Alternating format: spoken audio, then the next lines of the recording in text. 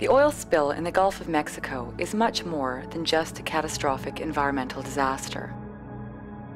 There are many aspects to this issue: ecological damage, human rights and human health, loss of culture, communities, economies, and connection to the land, and the influence the oil companies have over the government. The Gulf oil spill and the politics surrounding it are serving to wake many people up to the reality of the consequences of allowing oil companies to wield such power over their lives. Meanwhile, in Canada, the oil industry and the government are pushing ahead with plans for further development, risking yet another one of the world's most biologically productive coastlines. A company called Enbridge is planning to build a massive pipeline that would bring crude oil from the Alberta tar sands to a town on the coast called Kitimat, where the oil would be transported by crude oil tankers so large that they would hold enough oil to parallel the Gulf disaster. These tankers would then traverse the narrow and dangerous inlets, risking the beautiful and lively waters of British Columbia's north and central coast.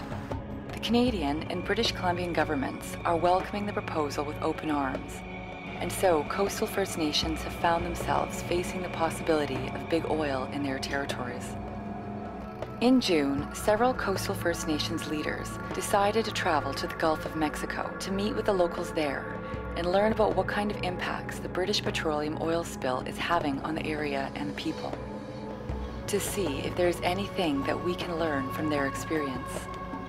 First thing the oil did, it came in under the boom in the passes, and it gets into these bays and shallow water. And as long as it's cool, it's going to stay underwater. You can't find it. Then, when the temperature heats up in these shallow bays, it comes to the top. And it's here today, and the next night, it goes back down, and then you got to find it all over again the next morning. It kind of defeated everything that we prepared for. All the weeks that we stretched out boom and we were preparing for oil on top of the water. And what we got was dispersed oil under the water. So with the use of the dispersant, they created another monster. They created oil that travels in the water column. And it might travel right along the bottom. It might be in the middle of the water column, depending on humidity, temperature of the day, or it might come back to the surface. So they spend all this time skimming, cleaning. They think they got a bay cleaned up.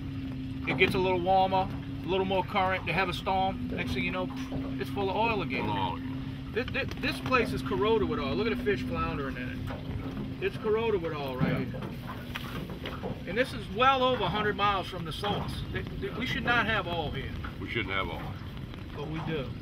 And this is some of the most prime commercial fishing and recreational fishing grounds in the United States. This place is so prolific, or was.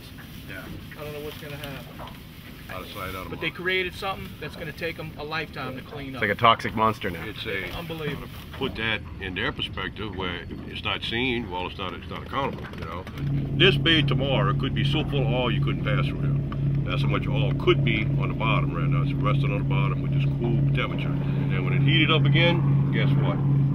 Here comes the oil again. It's like fighting ghosts.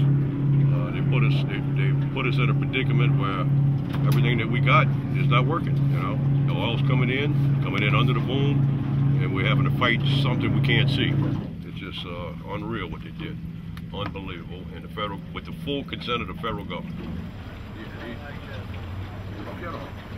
The delegation of coastal First Nations from BC also met with tribal citizens from the United Homa Nations and local Cajun fishermen. Leaf choices, the bayous. I mean, this flourishes with wildlife. I mean, fish. I mean, everything in the sun. BP is a road company.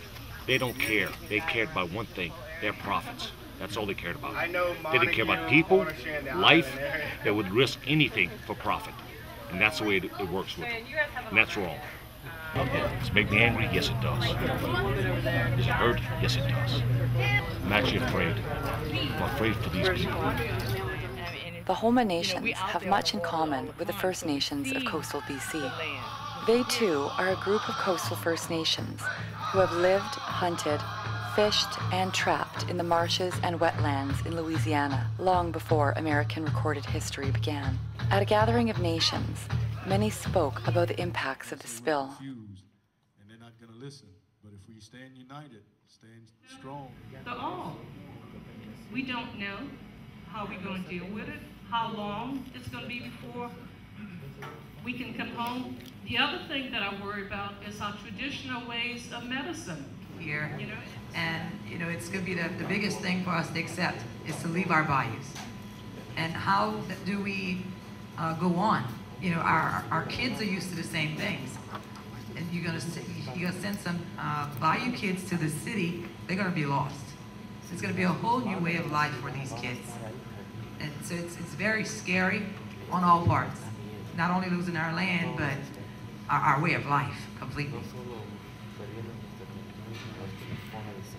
A delegation from Ecuador also traveled to visit Louisiana to share their experience with oil companies in their homelands. When I remember listening to the wise men of my community, the Sequoia people, to our shaman, I remember hearing him say that nature will respond to us because of the way we treat it. And I'd like to speak tonight about how we have suffered and how we have survived the destructive practices and the contamination in our land, in the Ecuadorian Amazon. How the people, my people, the Sequoia, the Cofan, the Siona, the Guarani, the Quichua, have all united and struggled against the oil contamination. And the other thing that we have learned here is that oil companies use the same practices, the same standards around the world, and we didn't know that before, especially in indigenous communities. When I started the lawsuit against Chevron in 1993, I thought what we need to do to fight this company and to get justice is we need to unite the Amazon. And that was a hard challenge. That was a hard task ahead. And now, today, I dare to say that we must unite the entire world. We have to unite the entire world to fight these companies, to fight these challenges. And I hope that someday our children can say that they've done that. I just hope that it's not too late.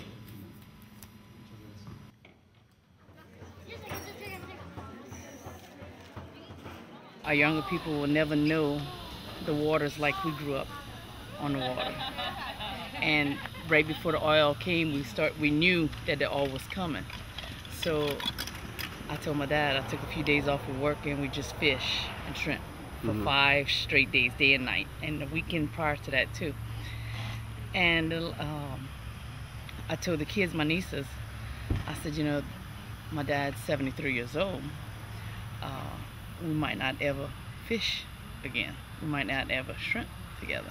I mean, it's a part of who we are.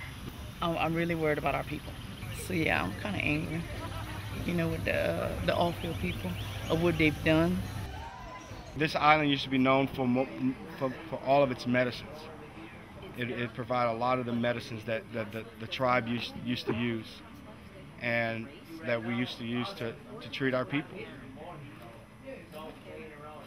There's nothing left. So it's not just a community that you're losing a culture. You're losing a way of life. And I told some other people the other day, the water that we live off of lives in us. It lives through us. And that's the kind of connection that the United Homo Nation people has with the land. We're intertwined. It's just, you can't get one without the other. It's my generation. Everybody loves to go out and fish.